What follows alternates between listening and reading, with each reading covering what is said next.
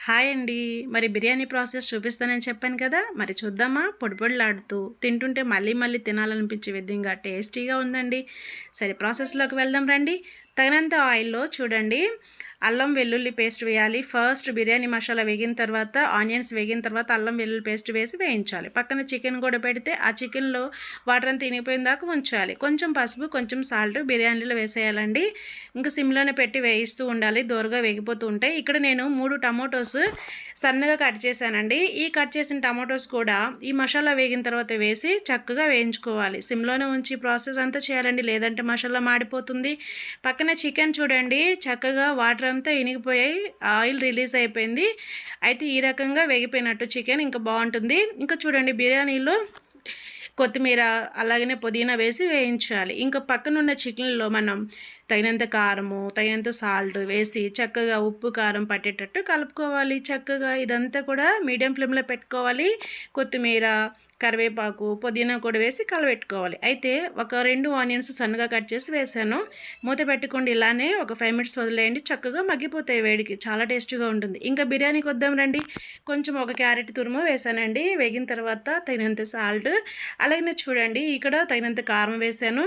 ఇక్కడ నేను బిర్యానీకి రైస్ ఇలాంటి ఈ గ్లాస్‌తో 5 గ్లాసులు తీసుకున్నాను. సో, గ్లాస్‌కి 2 గ్లాసుల చొప్పున వాటర్ తీసుకున్నానండి. వాటర్ పోసేసాను. చక్కగా కలయి పెట్టుకోవాలి. ఈ టైంలో మనం ఉప్పు సరిపోతే కల్లుప్పు వేసేసేయండి. టేస్ట్ చాలా బాగుంటుంది. కొంచెం బిర్యానీ మసాలా, కొంచెం గరం మసాలా వేసి మూతపెట్టి వాటర్ని తెరలివ్వాలి. ఇంక చక్కగా పెరుగు రైతా కూడా తయారవుతుంది. క్యారెట్, ఆనియన్స్, కొత్తిమీర, పుదీనా అవన్నీ వేసి తయారు చేసేసాను. నిమ్మకాయ పిండి. ఇక ఈ చికెన్ ఫ్రై పీస్లో మనం స్పెషల్ మసాలా వేసుకోవాలి. చాలా టేస్టీగా యమ్మీగా ఉంటుంది. ఆల్రెడీ రెడీ అయిపోయిందండి చికెన్ ఫ్రై. టేస్ట్ మాత్రం అదుర్స్. కొంచెం ధనియాల పొడి, కొంచెం గరం మసాలా, కొంచెం బిర్యానీ మసాలా వేస్తే గుమగుమలాడే ఫ్రై పీస్ బిర్యానీ రెడీ అండి. ఇంకా ఇక్కడ రైస్ వేసాను నేను. ఈ రైస్ అనేది చక్కగా ఉడికిపోవాలి. ఇక మూత పెట్టి ఉడికించుకుందాం. లాస్ట్‌లో ఒక్క నిమ్మకాయ పిండేద్దామా? చక్కగా నిమ్మకాయ అలా పిండేసి ఇంక మూత పెడితే 15 మినిట్స్‌లో వదిలేస్తే మనకి బిర్యానీ వేడివేడిగా రెడీ అయిపోతుంది. పలుకులు పలుకులుగా చక్కగా అన్నం ఎక్కడ ముద్దవలేదు చూడండి రెల్లరెల్లగా చాలా బాగుంది. రైస్ మాత్రం చక్కగా చూడండి హోటల్ స్టైల్ మించి ఉందండి. ఎంత టేస్టీగా చేసుకోవచ్చు అంటే ఇంట్లో ఎంతో హెల్దీ అనమాట.